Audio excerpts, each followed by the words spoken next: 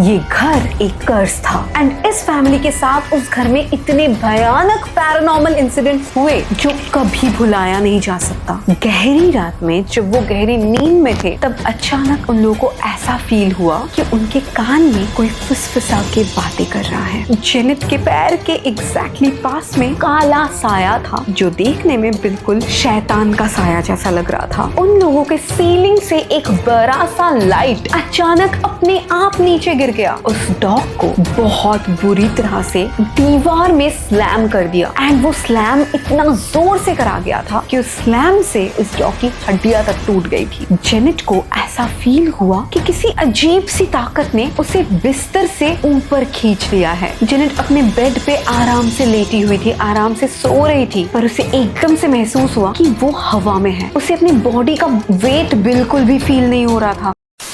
क्या होता है जब एक घर सिर्फ दीवारों और छत से नहीं बल्कि एक शैतानी ताकत से बना हो। एक शांत सी गली के बीच में बिल्कुल नॉर्मल सा दिखने वाला एक घर, पर जब भी कोई उस घर के अंदर जाता है उसको फील होता है कि हर वक्त कोई शैतानी साया उसका पीछा कर रहा है। ये कहानी है स्मर्ल फैमिली की। ये फैमिली पेंसिल्वेनिया की एक जगह में रहती थी, बट इन द ईयर 1973 वहाँ पे एक भयानक तूफान आया एंड इस तूफान की वजह से उन लोगों का पुराना घर बिल्कुल खत्म हो चुका था। अचानक एक घर का पूरी तरह से तहस नहस हो जाना एक फैमिली के लिए बहुत ही बड़ा मैटर होता है।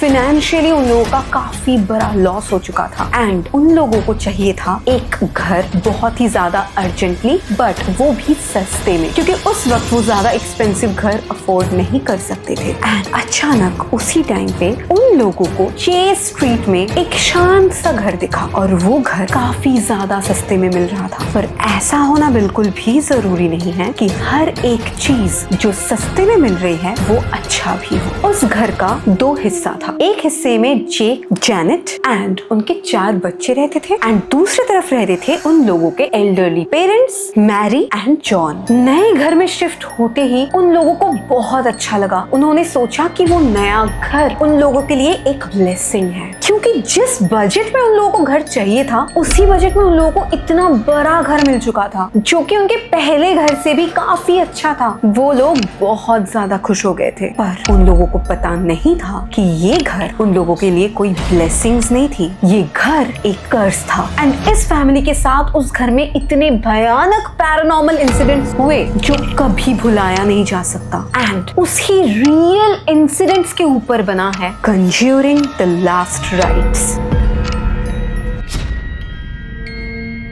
गाइज, ये मूवी कोई नॉर्मल मूवी नहीं है। मतलब इस मूवी की स्टोरी कोई मनगढ़ंत कहानी नहीं है। ये मूवी एक्चुअल रियल इंसिडेंट के ऊपर बना हुआ है। तो नए घर में शिफ्ट होने के बाद स्मर्ल फैमिली के हर एक मेंबर बहुत ज्यादा खुश थे, क्योंकि सब कुछ उन लोगों के साथ बहुत अच्छा हो रहा था। जेक को अपने काम में एक प्रमोशन मिल गया था। इवन जेनेट को भी एक स्कूल में एज अ वॉलंटियर काम मिल गया था एंड इस वजह से उस घर के हर कोई बहुत ज्यादा खुश था। पर कुछ दिन जाने के बाद चालू हो गया कुछ अजीब पैरानॉर्मल इंसिडेंट्स। जैसे कि रात को उस घर में से अजीब अजीब आवाजें आती थी। कभी अपने आप ही रात को टीवी ऑन हो जाता था। ऐसा लगता था किसी ने इंटेंशनली टीवी को ऑन किया है। इवन जब इलेक्ट्रिसिटी नहीं होती थी, मतलब लोड शेडिंग होती थी, उस टाइम पे भी लाइट्स अपने आप जलते थे, कभी कभी अपने आप ऑफ हो जाते थे। उस घर के दीवारों के अंदर से एक अजीब सा आवाज आता था, जैसे कि कोई दीवार के अंदर से स्क्रैच कर रहा है, जैसे कोई चीज दीवार के पीछे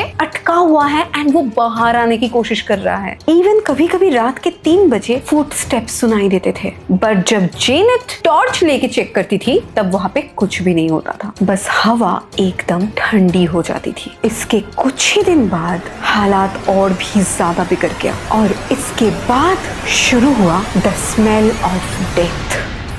उस घर के किचन एंड बेडरूम से रॉटिंग फ्लैश की स्मेल आती थी। मतलब अगर कोई मांस रखा हुआ है और वो बिल्कुल सड़ चुका है, गल चुका है, तो गला हुआ सड़ा हुआ मांस से जो बदबू आती है उन लोगों के घर में, वो बदबू आता था। चाहे कितनी भी क्लीन कर लो, कितनी भी परफ्यूम लगाओ, वो बदबू नहीं हटता था वहां से। और कभी कभी वो स्मेल बहुत ज्यादा स्ट्रॉन्ग हो जाती थी, बहुत ज्यादा तेज हो जाती थी और तभी कोई ना कोई पैरानॉर्मल इंसिडेंट जरूर होता था। जैसे कोई ऑब्जेक्ट अपने आप गिर जाता था, दीवारों में अपने आप क्रैचेस पड़ जाते थे, स्क्रैचेस की आवाजें आती थी। इवन कभी कभी उन लोगों को विस्पर्स भी सुनाई देती थी। ऐसा लगता था कोई फुसफुसा के कुछ बोल रहा है, पर वहाँ पे कोई भी नहीं दिखाई देता था। इवन उन लोगों ने प्लम्बर भी बुलाया, प्लम्बर से सारे पाइप्स चेक करवाया कि हो सकता है पाइप्स में कुछ फंसा हुआ है, कुछ अटका हुआ है। शायद लास्ट टाइम जो फैमिली उस घर में रह रही थी उन्हीं लोगों ने कुछ वहाँ पे फंसा दिया है पाइप्स में। बट प्लम्बर को भी कुछ भी नहीं मिला। स्मर्ल फैमिली के पास तभी उतना ज्यादा पैसा नहीं था कि वो तुरंत घर चेंज कर पाए, तो इसलिए उन लोगों ने सोचा कि वो लोग उसी घर के साथ एडजस्ट कर लेंगे। पर उस घर में कोई और भी रहता था जो उनके साथ एडजस्ट करने के लिए बिल्कुल भी राजी नहीं था। क्या आपने एक वर्ड सुना है, डोपलगैंगर? ये एक जर्मन वर्ड है। डोपलगैंगर का मतलब होता है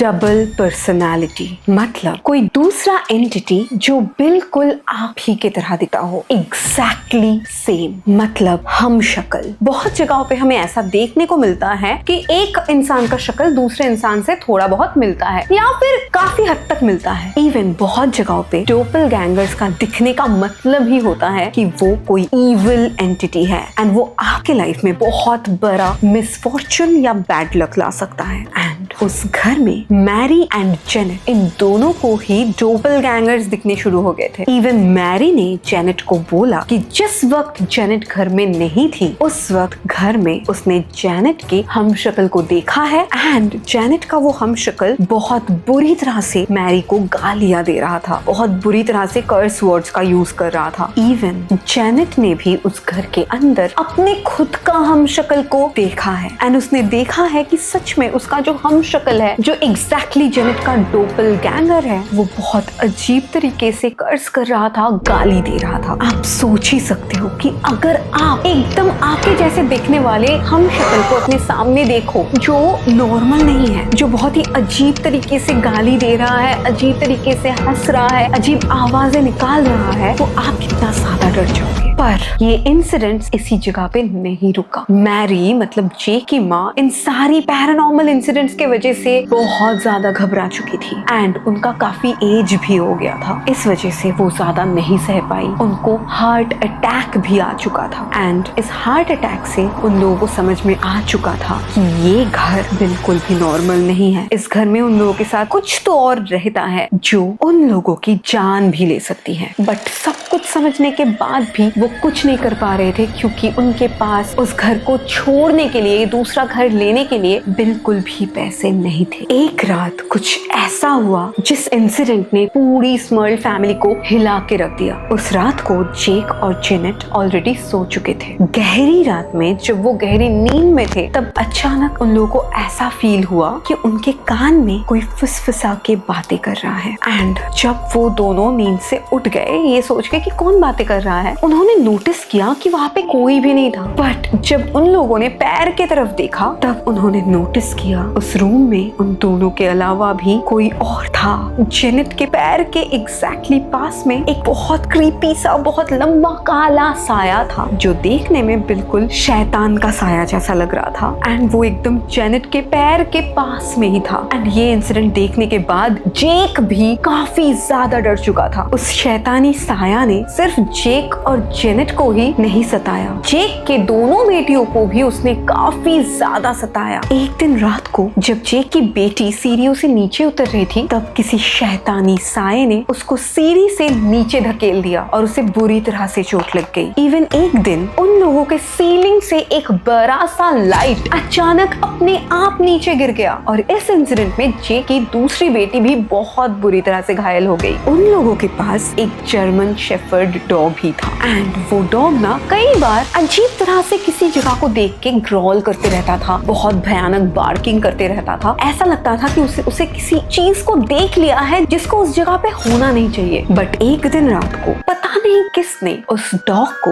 बहुत बुरी तरह से दीवार में स्लैम कर दिया एंड वो स्लैम इतना जोर से करा गया था कि उस स्लैम से उस डॉग की हड्डियां तक टूट गई थी। स्मर्ल फैमिली कोशिश कर रही थी जैसे भी हो इस घर को वो बेच दे। बट उस टाइम पे ज्यादातर लोगों को ना उस घर के बारे में पता लग गया था। ज्यादातर लोगों को पता था कि उस घर में कुछ तो पैरानॉर्मल चीज है एंड उस घर को खरीदने के लिए कोई भी राजी नहीं था। एंड स्मर्ल फैमिली किसी और जगह जा भी नहीं पाती थी क्योंकि उस घर को खरीदने के लिए उन लोगों ने अपना सारा सेविंग्स लगा दी थी। उन लोगों के पास जितना सारा पैसा था उन्होंने सारा लगा दिया था। तो जब तक वो उस घर को नहीं बेचते वो कहीं दूसरी जगह नहीं जा पाते। पर उस घर में उन लोगों का हालत दिन ब दिन और ज्यादा बदतर होती गई। एक दिन एक रात जेनेट को ऐसा फील हुआ कि किसी अजीब सी ताकत ने उसे बिस्तर से ऊपर खींच लिया है। जेनेट अपने बेड पे आराम से लेटी हुई थी, आराम से सो रही थी, पर उसे एकदम से महसूस हुआ कि वो हवा में है। उसे अपनी बॉडी का वेट बिल्कुल भी फील नहीं हो रहा था। उसे ऐसा लग रहा था कि वो हवा में तैर रही है। और तो और ये सिर्फ उसका फीलिंग नहीं था या फिर उसका वहम नहीं था, क्योंकि स्मर्ल फैमिली के हर एक सदस्य ने ये इंसिडेंट अपने आंखों से देखा था। और ये इंसिडेंट देखने के बाद उन सबको अच्छे से पता चल गया था कि जो भी नेगेटिव एनर्जी इस घर में है वो बहुत ज्यादा पावरफुल है। इसके बाद एक दिन जेक के साथ भी एक बहुत ही ज्यादा बड़ा हादसा हो गया। जेक ने अचानक अपने फैमिली को बताया कि एक शैतानी एंटिटी उसके कान को काट लिया और काट के उसके कान के हिस्से को खा लिया। और जेक ने अपने फैमिली को उस शैतान का नाम भी बताया। उसने बताया कि उस शैतान का नाम था स्कब्स। इसके बाद भी जेक के साथ एक के बाद एक इंसिडेंट होता गया। एक रात तो उस शैतानी एंटिटी ने जेक को बुरी तरह से गिरा दिया और जेक के बाल खींच के उसको वैसे ही घसीटते हुए पूरा घर घुमाया। सिर्फ यही नहीं, जेक को ऐसा फील हो रहा था कि चारों तरफ से कोई ना कोई उसे बुरी तरह मार रहा है, उसे पीट रहा है, पर उसे कुछ भी नहीं दिखाई दे रहा था। बट उसे बहुत ज्यादा दर्द फील हो रहा था। एंड उस शैतानी एंटिटी ने उसे पूरे घर में ऐसे घसीटा था कि उसके घुटने भी काफी डैमेज हो चुके थे। इन सारे इंसिडेंट्स की वजह से वो लोग रात को ठीक से सो भी नहीं पाते थे। वो पूरी रात जगे हुए रहते थे। एंड सिर्फ यही नहीं, उस घर में रात के वक्त अजीब अजीब चीखने चिल्लाने की आवाजें आती थी। एंड इस वजह से भी उन्हें नींद आता ही नहीं था। एंड इन सारी चीजों की वजह से उस फैमिली ने सोच लिया कि उन्हें अब कुछ ना कुछ करना ही होगा ताकि वो एटलीस्ट अपनी जान बचा पाए। स्मर्ल फैमिली एक क्रिश्चियन फैमिली थी, तो इसलिए उन लोगों ने सबसे पहले सोचा कि वो लोग चर्च में कांटेक्ट करेंगे, फादर को सब कुछ बताएंगे, तो शायद फादर उनका हेल्प कर देंगे। क्योंकि एक्चुअल में बहुत जगहों में दिखा गया है एंड बहुत क्रिश्चियन लोग मानते भी हैं कि अगर फादर किसी भी जगह पे जाके होली वाटर छिड़का दे या फिर कुछ एक्टिविटी करे एग्जॉर्सिज्म जैसा, तो बहुत जगहों से नेगेटिव एनर्जी हट जाती है। इवन बहुत सारी मूवीज में भी हमने ऐसा देखा है। बट स्मर्ल फैमिली जब चर्च में गई, उन लोगों ने फादर को सब कुछ बताया, उन लोगों के घर के सारे पैरानॉर्मल इंसिडेंट्स के बारे में। तब फादर ने मना कर दिया उनके घर आने से। फादर ने उन लोगों को बोला कि जब तक आप कोई सबूत नहीं देते, जब तक आप कोई प्रूफ नहीं देते कि एक्चुअल में आपके घर में कुछ तो हॉन्टेड है, तब तक मैं वहां पे नहीं जा सकता। बट कोई नेगेटिव एंटिटी दिखाई तो नहीं देता है कि वो लोग फोटो खींच के फादर को दिखा दे कि ये देखो हमारे घर में ये नेगेटिव एंटिटी है। इसलिए उन लोगों के पास प्रूफ कलेक्ट करने का कोई भी रास्ता नहीं था। बट उन लोगों ने मदद के लिए बहुत सारे लोगों को उनकी पैरानॉर्मल इंसिडेंट्स के बारे में बताया, उनके घर के बारे में बताया। एंड ये बात फैलते फैलते काफी ज्यादा बदनाम हो चुका था वो घर। And Ed and Lauren Warren का नाम तो आपने सुना ही होगा। उस टाइम पे वो लोग काफी फेमस पैरानॉर्मल इन्वेस्टिगेटर थे, जिनको भी इन सारी चीजों की वजह से बहुत ज्यादा प्रॉब्लम्स फेस करना पड़ रहा है। वो चाहते थे उनका हेल्प करना। तो एड एंड लॉरेन वॉरेन उस घर को इन्वेस्टिगेट करने के लिए उस घर में गए। एंड उस घर में एंटर करते ही उन लोगों को समझ में आ गया कि ये कोई नॉर्मल इंसिडेंट्स नहीं हो रहा था इनके साथ। उस घर में जरूर कोई ना कोई नेगेटिव शक्ति, नेगेटिव एंटिटी तो है ही, बट वो नेगेटिव शक्ति बहुत ज्यादा पावरफुल है। उस घर में एंटर करने के बाद से ही एड एंड लॉरेन को फील हो रहा था कि बाहर जो टेम्परेचर है, उस घर का टेम्परेचर बहुत ज्यादा ठंडा है उससे। और तो और दीवारों में अजीब अजीब स्क्रैचिंग की निशान बने हुए थे जो बहुत ज्यादा नेगेटिव शो कर रहा था। इसके बाद एड ने अपना क्रॉस निकाला एंड वो कुछ चैंट करते हुए उस घर में एग्जॉर्सिज्म करने की कोशिश कर रही थी, तभी उस घर के जमीन से और दीवारों से भी ना काला धुआं अचानक आने लगा। एंड वो काला धुआं धीरे धीरे एक इंसान का शेप ऐसे फॉर्म कर रहा था। बट फिर भी एड अपनी चैंटिंग जारी रखी, पर अचानक वो शेप ऐसे ब्लास्ट हो गया एंड पूरा घर काले धुएं से भर गया। एंड हालत इतना ज्यादा खराब हो गया था कि वो लोग भाग के उस घर से बाहर निकल गए। इसके बाद एड ने एक लोकल न्यूज़पेपर को इंटरव्यू दिया जिसका नाम था टाइम्स लीडर। एंड उसने कुछ ऐसा बोला जो सुनने के बाद हर किसी को विश्वास हो गया उस घर में जो भी है वो बहुत ज्यादा पावरफुल है, इंटेंजिबल है एंड वेरी डेंजरस है। इस घर में जो नेगेटिव एंटिटी है वो एक्चुअल में कौन है या फिर उस घर में क्यों है, ये जानने के लिए लॉरेन ने उस स्मर्ल फैमिली की जो दोनों बेटियां थी, छोटी बेटियां, उन दोनों को लेके उस पूरे घर में वो टहलने लगी। हर एक कोने में जाके भी वो देख रही थी कि कहाँ पे क्या है। एंड वो चाहती थी कि अगर वो उस घर में इतना टाइम घूमेगी, इतना टाइम टहलेगी, तो हो सकता है वो नेगेटिव एंटिटी अपने आप उसके सामने आ जाए। बट उस टाइम पे कोई पैरानॉर्मल इंसिडेंट नहीं हुआ। बट उसी दिन शाम होने पर लॉरेन ने बताया कि उसे पता चल गया है कि उस घर में कौन कौन है। उसने बताया इस घर में कोई एक शैतानी आत्मा नहीं बल्कि चार शैतानी आत्मा मौजूद है। एक बहुत ज्यादा क्रूर औरत की आत्मा जो बहुत हार्मफुल हो सकती है, एंड एक ओल्ड औरत की आत्मा, साथ ही एक मर्द का आत्मा, साथ ही एक आदमी का आत्मा जिसका मौत उसी घर में हुआ था बहुत हॉरिबल तरीके से, एंड साथ ही एक पोल्टरजीस्ट। पोल्टरजीस्ट एक ऐसी नेगेटिव सुपरनैचुरल पावर जो